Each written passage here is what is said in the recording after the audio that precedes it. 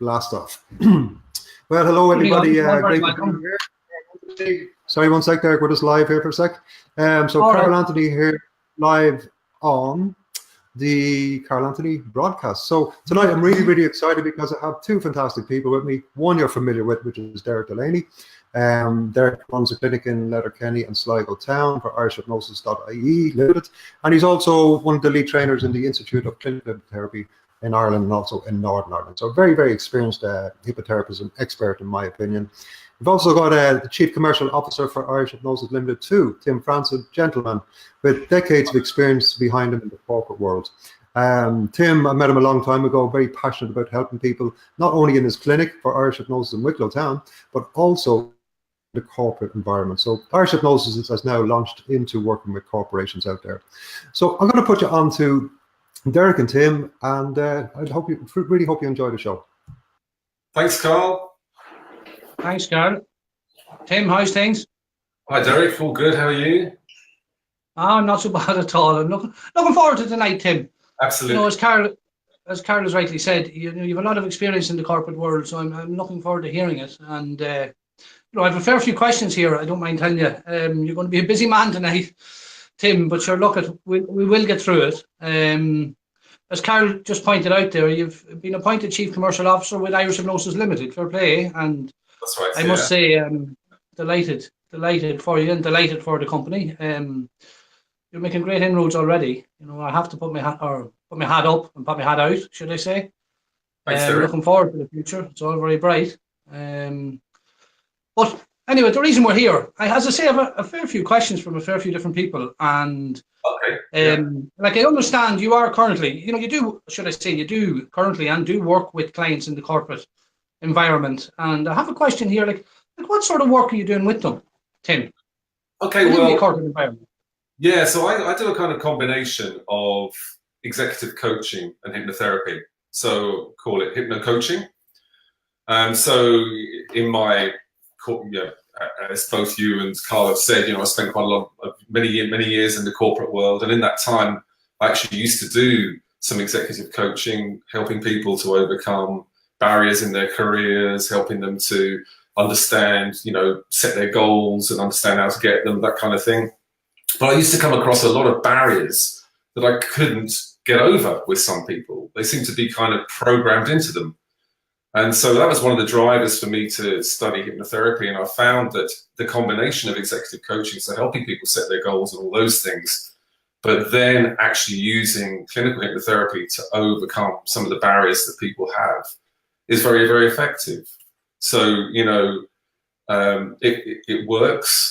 And it's really made me feel so much happier and more confident in myself about how I can treat these people. Before it was really just about talking about specific situations they might face, talking about, the colleagues that they were working with, often their boss, and how they managed all of that.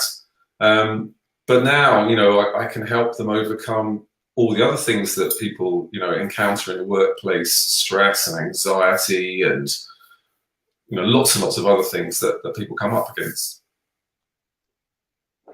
Very good. Like as I say, yourself, I would have spent a bit of time in the corporate environment myself. In fact, it's one of the reasons I do what I do today is as a result of, that stress and anxiety you talk about there. Like what would you consider to be the main conditions that you do find with people? Certainly there's a lot of stress and anxiety, and I think people really underestimate stress. It's interesting. I was reading an article recently. The American Institute of Stress apparently lists 50 symptoms that go with stress, and they're all, some of them are kind of relatively minor. They might be things like, jaw clenching or teeth grinding, right through to really serious things like, serious depression, excess anxiety, loss of libido, obsessive compulsive behavior. So there's a whole, it's incredible the range of symptoms you see that are all stress related. Lots and lots of physical things, neck, various muscle pains, neck pain, even ringing and buzzing in the ears, frequent infections and colds. All of these things can be stress related, so it can really make people's lives misery. So that's one of the main things, that kind of stress and anxiety area. But also there are things like people just believing that they're not good enough for their job. I'd call that imposter syndrome. So somebody that's in a role that they feel for some reason that they're just not worthy of being in. So that's something that I work with a lot of people over. And then you just get people who just lack confidence. They don't have confidence in themselves, and that then influences the way they are in the workplace, the way they interact with other people, and a very, very common one, fear of public speaking. So lots in the corporate world, there's lots and lots of pressure on people to speak publicly. And even more so, I guess, with the growth of things like video conferencing and, phone conferences. So all of those things, people can feel that they're more exposed than they would be if they were sitting in a room just having a meeting. So lots and lots of things like that people come up with time and time again, particularly that one of public speaking, massive with people. It is. I would see it in the clinic an awful lot. People will say who are working in a corporate environment, and they go into a meeting or something like that, and all of a sudden they're breaking down. So it does have it has a terrible effect on people, all right, but not just that, as you say, an awful lot of physical symptoms associated with the stress and the anxiety in relation to it. Yeah. In it. Even things like you can see with people, difficulty learning. There's all kinds of things that it can kind of manifest as. So somebody could come in with that, and then you find out that it's actually stress in the workplace that's behind it. Yeah, the host, it could be anything, as you say, like, you know what I mean. But how do you treat them? Well, I use the big technique that we all use in all our clinics, which is regression. So I do regress people, and I look for, the initial event that, might have caused them to think or be programmed the way they are. That would be particularly important, I think, around people with that imposter syndrome or lacking confidence. But then I also use quite a lot of direct suggestions. So, using the hypnotherapy to just put certain thoughts and ideas into people's minds, often the same things that I've been talking to them about, in the kind of executive coaching element of the session with them. So I might make a series of suggestions there for them. But it's one thing, recommending something to somebody or suggesting something to somebody when they're using their conscious mind, and has very little effect, and people just go back to what they're used to, and they go back to their programming. But if you get that in the subconscious mind, then obviously it has a much stronger and lasting effect with them. As you say, the stronger long-term effect, I suppose that's ultimately what you're looking for. But again, just what I'm noting from you, so basically through the coaching, you're establishing, we'll say, what the problems are, and using the hypnotherapy then to resolve the issues at hand. Is that a fair enough assumption? That's exactly it, yes. So in a way, the executive coaching, there's a lot of listening involved. It's very much like the sort of intake or consultation that we do in all of our clinics at the start of a series of sessions or a session with a client. But it's also that element of using my experience in the corporate world to actually start to make suggestions around how they could make their lives easier and how they could tackle particular situations, maybe clashes of personality with people in their office, those kind of things. And then using the hypnotherapy element of the session to embed those suggestions more deeply in the subconscious mind. Yeah, okay, very good. And Tim, if I was to turn around and ask, because this is a question that I was asked, it's actually from a lady I know very well. Yeah. When she asked the question, what, in your opinion, what do you think is causing the epidemic of all this stress in the workplace at the moment? In your experience. Well, don't get me started, Derek. It's one of the reasons actually that I left the corporate world to join, to do what I'm doing now. It's absolutely ridiculous the way people are treated in the workplace these days, I think. I think there's huge pressure put on people.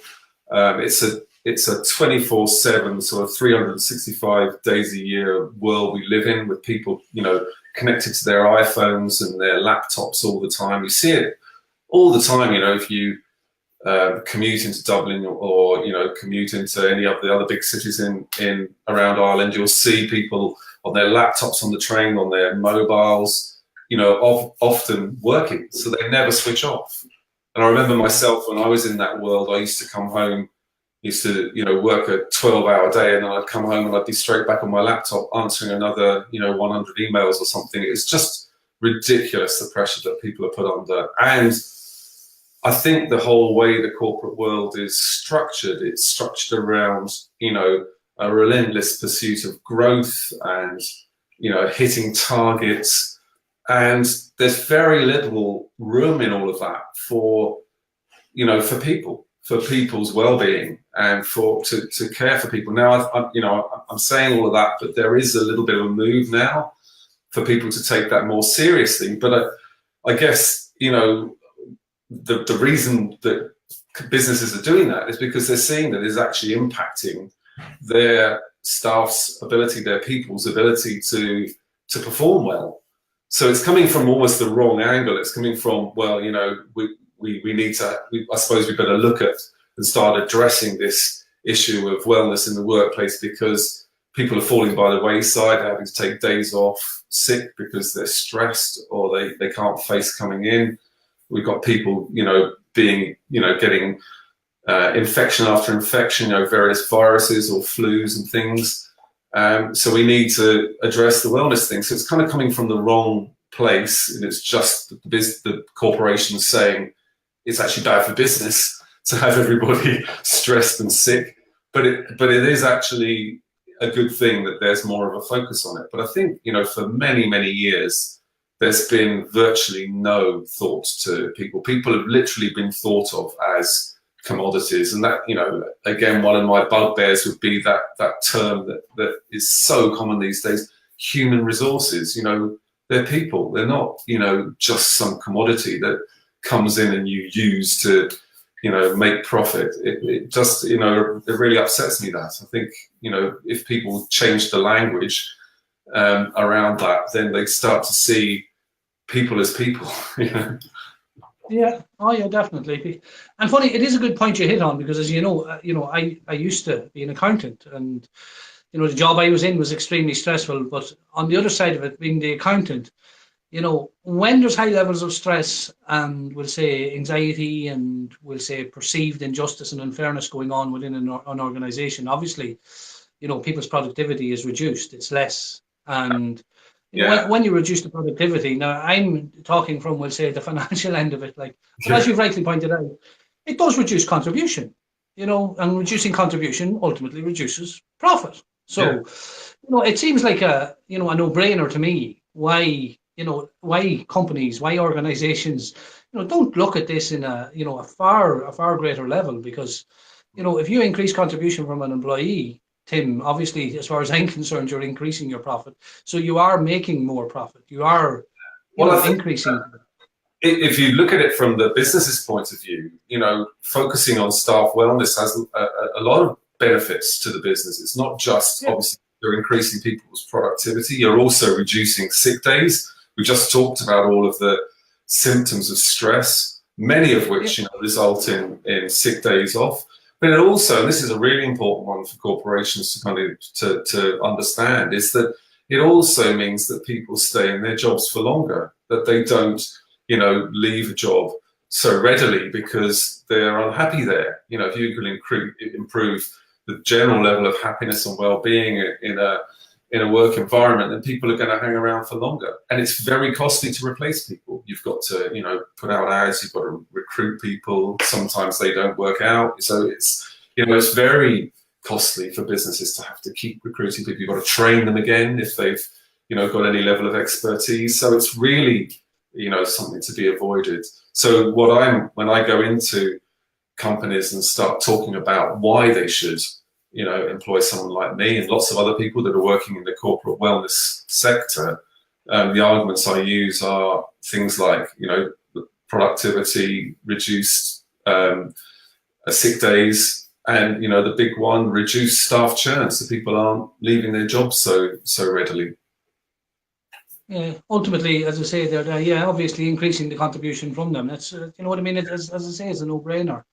But like, what is the difference? When you're treating, we'll say, a client in a corporate environment, and Yeah. obviously when you're treating a client, we'll say, in a clinic, you're in the clinic, you have, we'll say, your comfortable recliner or whatever seat you're using, and a comfortable environment. Like, what's the difference between treating, we'll say, people in that environment and then going into corporate, treating them within that corporate environment? That's a really good question, and I think you know yourself, Derek, that when you're working with clients in your clinic, one of the most important things before you even ever start a session with them is that they have to be comfortable. They have to feel both physically comfortable, but they also have to feel comfortable in the environment that they're in. And we all work very hard in our clinics, I know, to achieve that kind of environment where people do feel at ease.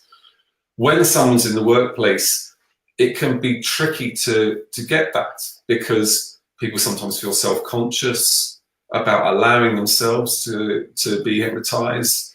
They might be, I always go and I scope out the offices to see where is it that I could best achieve this. Now, some of the big corporations these days, they actually, some of the big tech companies in Dublin, for instance, they even have treatment rooms, so there's no problem there at all. You just go into a treatment room and you can work away. But lots of them you're using a meeting room, and if that meeting room has a glass door, which many of them do, then there's the potential that people's colleagues could walk past and see you in action, and that could be very off-putting for the client, and it might might result in them not really letting go and not allowing themselves to be hypnotized. So finding the right space is really important in the corporate environment, and if it doesn't exist, then I'll say, look, I don't think there's a suitable space here, and then I would suggest that they come to the clinic. I think that's the best way forward, because yourself, it's an uphill battle if somebody's not comfortable, if they're in if it's a glass-fronted meeting room with lots of people walking about with lots of noise, you're going to struggle to. It's not that you couldn't hypnotize the person, you can hypnotize somebody anywhere, but it's that person wouldn't be relaxed enough or feel at ease enough to let themselves go. But I've never really come across that. It's mainly, I've mainly been able to find a good place even within a busy office to do that.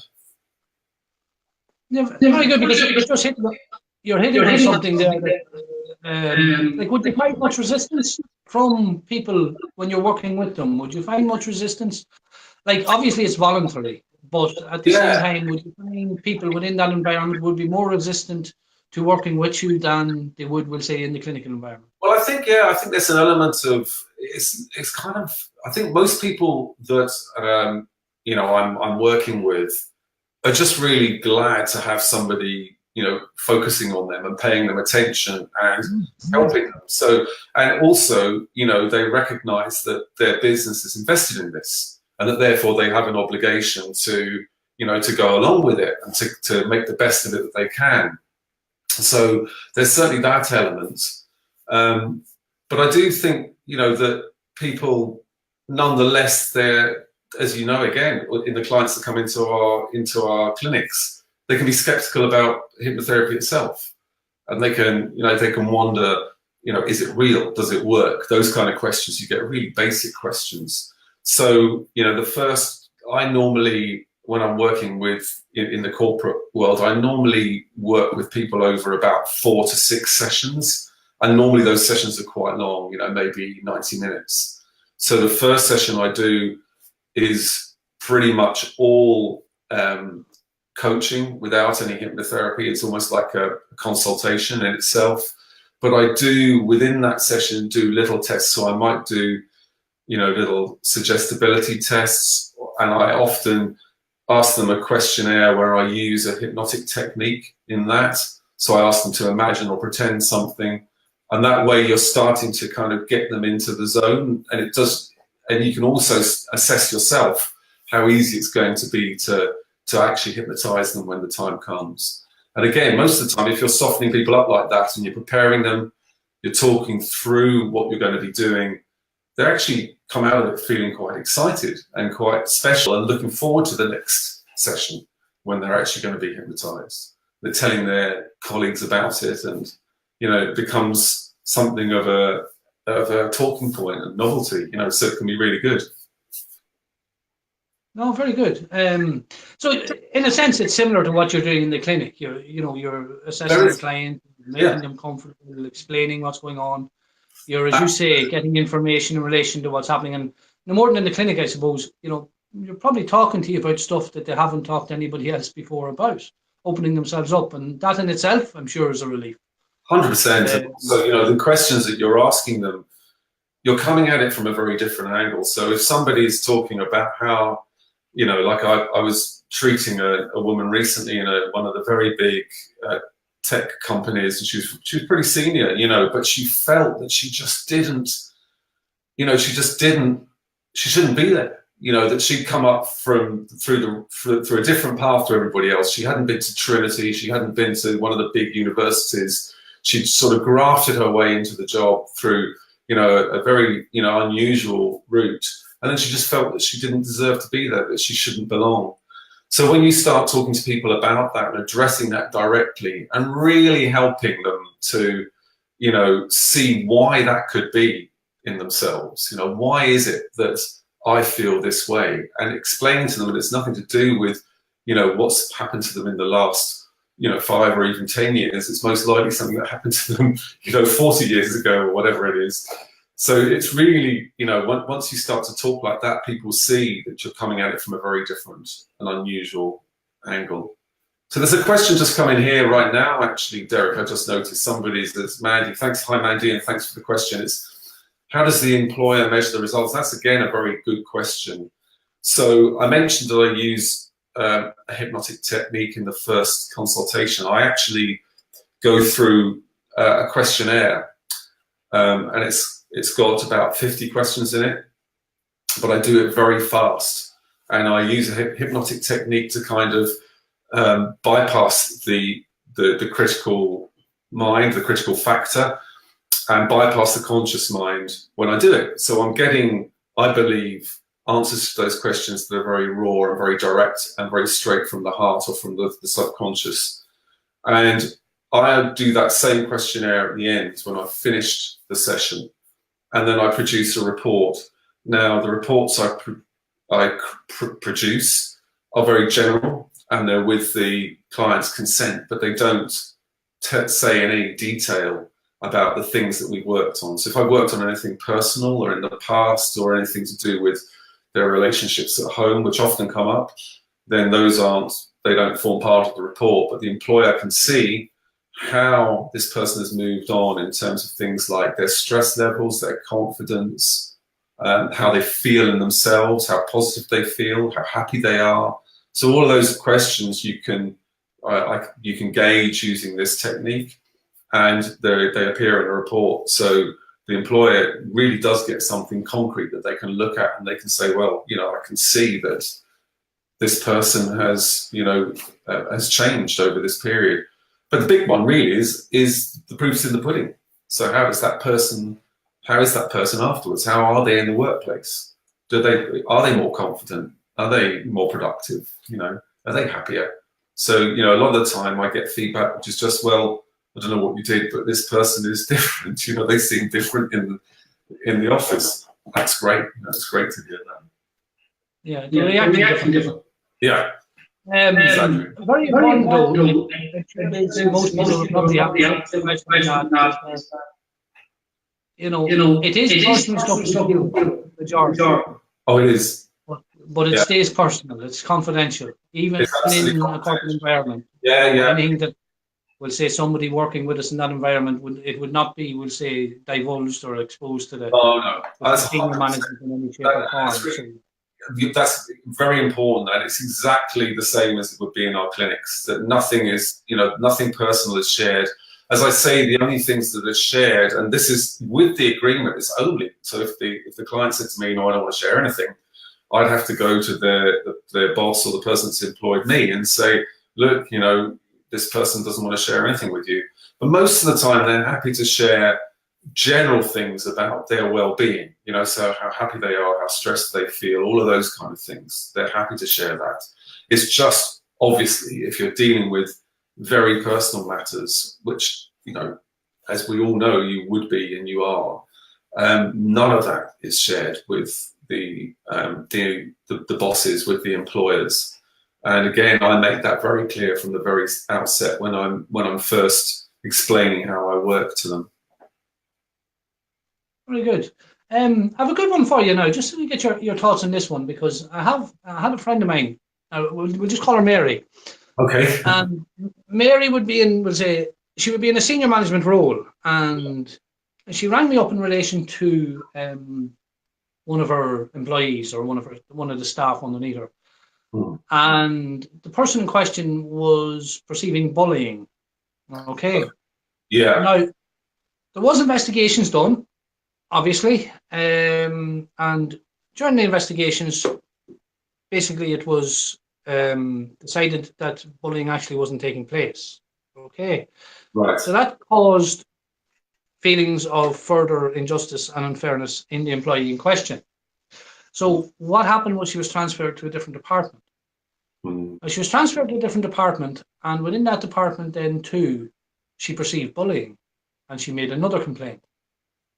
And Mary rang me up. We'll call her Mary. Mary rang me up. Yeah. And she asked me would I see her. Yeah. So I took the lady in question in. It was a lady. I took her in, and we've done a number of sessions with her. And now I am not under any circumstance saying bullying does not take place in the workplace. But through the sessions that we did with her, it was actually established that there more than likely was no bullying going on, that it was her perception of, we'll say, for example, constructive criticism. Right. That she was taking it personally and as a serious, we'll say, offence toward herself, even though it wasn't, and it wasn't meant that way. What's your opinion on that? You mind me asking? Well, I'd say, you would be best placed to gauge that. But if it sounded like there was no bullying, then I would say. Sorry, Tim. What I mean is, would you ever come across that? We'll say within your work. Sorry, I'm not. Sorry, you misunderstood. Yes, could you come across situations like that ever within the? For sure. Sometimes it can be very hard to unpick those situations. If you're going in and then coming out of the business again, it's difficult to sometimes to gauge that. But you do come across that kind of situation where someone just has very low self-esteem or low value, and they therefore take everything personally. When they're taking everything personally like that, then lots and lots of things can seem like bullying. As you say, you could say the most mildest thing in terms of constructive criticism, and people could take that so personally, and they can dwell on it for days and replay the conversation over in their minds, get completely obsessed with it. And actually it's really about them and about their inability to process that kind of criticism. That's down to that just having no value and no self-esteem. And then obviously we have the other side of it where it is taking place. Where it is taking place, yeah. Not being addressed. So there is really, injustice, unfairness, and causing stress within the individual. With that, what do you think employers can do to relieve the pressure on their employees? Well, I think there's lots of things they can do. I mean, I think we've seen movements in countries like France where it's widespread that and frowned upon to send emails after a certain cutoff point. So if you're a leader in a business and you start to lead by example and explain to people that they're there from 9 to 6 or 9 to 5:30, you don't expect them to be answering emails after that time. You don't expect them to join a conference call after that time. You don't expect them to be on call after that time. That is reasonable. And it's, it sounds like a small thing, but it's massive, and it's just so widespread that people are expected to answer emails into the night, especially in international companies where, there are different time zones involved, and people can be on conference calls at, 10 or 11 p.m. at night with, their colleagues on the West Coast of America or whatever. and therefore they've worked a 17-hour day or something ridiculous. So I think monitoring staff's the amount of workload that they have, and understanding where the pressure points are. Often in businesses there are also just inefficiencies that mean that certain individuals or certain teams get more workload than others. So how do you even that out? How do you support a team that's got a huge workload at a particular time of year? For instance, you mentioned accountants obviously often have year-end accounts to prepare, and that can be an incredibly busy time for them. They can all be working all night. So how do you support that? How do you minimize that? Or how, if it's completely unavoidable, how can you reward that by giving people time off in lieu and making sure that they're protected and that their personal time is protected? So that's, I think, a very big one. And many employers don't do it. Okay. What about employees? What can they do to relieve the pressure on themselves? Well, a lot of things I talk to employees about will be, quite small things. Like, for instance, having your email notifications on so that, every time an email comes in, you get a bing. If you get a lot of like that, if you've got a lot of emails coming in during the day, you can have, that going off all the time. And it's almost like, you imagine trying to get a task done and there's somebody prodding your arm all the time or prodding your head. That's what that's like. And that can just cause a huge build-up of pressure and stress if you just feel like you're constantly being bombarded with, with information and demands on your time. Where if, I often say to advise people to answer their emails in blocks. So, work in periods of maybe 2-hour period where you're getting work done, and then you spend half an hour answering your emails, and then you do it again, and so on. That way, you're sort of letting you're going to answer your emails. You're going to get to it, and also you're kind of training colleagues around you not to expect instant answers to everything, which again is one of the sort of propagations of all this stress and panic in the workplace. So that's one little thing, but there are also other things. Like, again, I would be saying there to them, don't answer emails after 6 p.m. if you stop, or if you have discussions about it in the workplace, then you can, you can start to build a culture where that doesn't happen. And also, just one of my big things that I used to talk about when I was in that corporate world is just the number of unnecessary emails that are circulated, people being copied on emails that they don't need to see, people being forwarded on emails where actually the bit that relates to them is a tiny piece way down the bottom of a huge conversation that they've got to read through. So just that kind of email etiquette, if you can start to propagate that generally. So if I get a chance to, which I do sometimes, to talk to a group or a team or even a company, the other day I was talking to a company of about 30, and I'm suggesting how to relieve stress. I talk about the way you manage emails, what your kind of email etiquette is in the business. So there's lots of things that you can do. Simple processes. Yeah, simple things. Just planning. Take a lunch break. Get up from your desk. Walking meetings is a good one. So we've had this beautiful weather.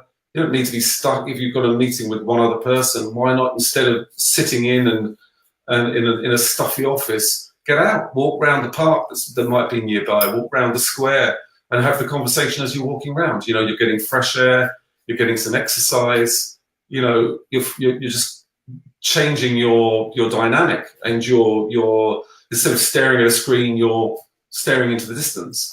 So you're literally changing your perspective. And those are all really important tips. Having standing meetings, so people tend to sit down, for meetings and spend too much time sitting. Again, if you're standing, if you're moving, you're getting circulation going, you're just feeling healthier and happier. Lots and lots of things like that I would suggest. Okay, very good, Tim. Tim, we're slowly running out of time. If you don't mind, I've one more question for you, just because it was asked again, and I wouldn't, I'd like to just get it answered when it has been asked. Like, are employers taking any measures or other measures to address mental health in the workplace at the moment? Well, they are, as I said. I think we're slowly seeing it come onto the agenda. I think some of the more progressive companies are doing it very well, and they're tying it in with maybe their health insurer or other parts of their sort of employee offering, and they're offering counselling, and they're offering various other things, maybe fitness, health and fitness. So they're bringing nutrition and various talks, things like that. So there's kind of various elements that they're bringing in. But I think that a lot of them are equally kind of getting it wrong. They're almost paying it lip service. So I think, further down the tree in terms of, how far people are on in their thinking, some businesses would just maybe, there's a few apps out there, for instance, that they can get their employees that help them, do a bit of mindful thinking, once a day or something, and they think, well, that's job done then, and it isn't. There's far more to wellness in the workplace than just a mindfulness app. We've got to think about people's mental health in a much more holistic way, and how do we, and encompassing both their home and their work life. So I do think there's a way to go yet, but some companies are certainly starting to make inroads. There's actually another question that's come in here, Derek, again from Mandy. So could hypnosis help resolve conflict in the workplace? And I think, it can. You might have to talk to both sides and, work with both parties if there's a conflict between two people. But often it can be stress, and it can be people's own subconscious programming that creates means that they are, their buttons are pushed in certain situations. So, as Derek was mentioning earlier, if somebody has very low self-esteem and somebody else is perceived to be criticizing them, that can make them fly off the handle. Or if somebody is very, very stressed and, really feeling overwhelmed, and somebody else asks them, to do something, then they can fly off the handle. So conflict in the workplace can be very common in high stress environments. So by working with the individuals, helping them to overcome their own individual issues and their own individual subconscious programming, but also helping to relieve the stresses and pressures generally in the workplace, then you can resolve that. Now every workplace has its stresses, and you can't relieve them completely. I think it'd be really unrealistic to suggest that you could, but even relieving the stress a little bit can really help, and help people's days and help people's lives. Well, rightly so, because conflict is conflict, whether it be in the workplace or whether it be outside of the workplace, and it is always down to perception. Absolutely. Obviously, if I perceive somebody's doing me an injustice, I'm not going to like it. If we'd often hear Carl talk about emotional currency, if you're stealing my money, my currency, I want it back. That's generally what's going on. But it is always about perception. So, of course, my answer to that would definitely be, of course you can. Yeah. But Tim, you know what I mean? I must say, we've run out of time, but I really do appreciate you coming on tonight. I really enjoyed the show, I must say. I had a great time.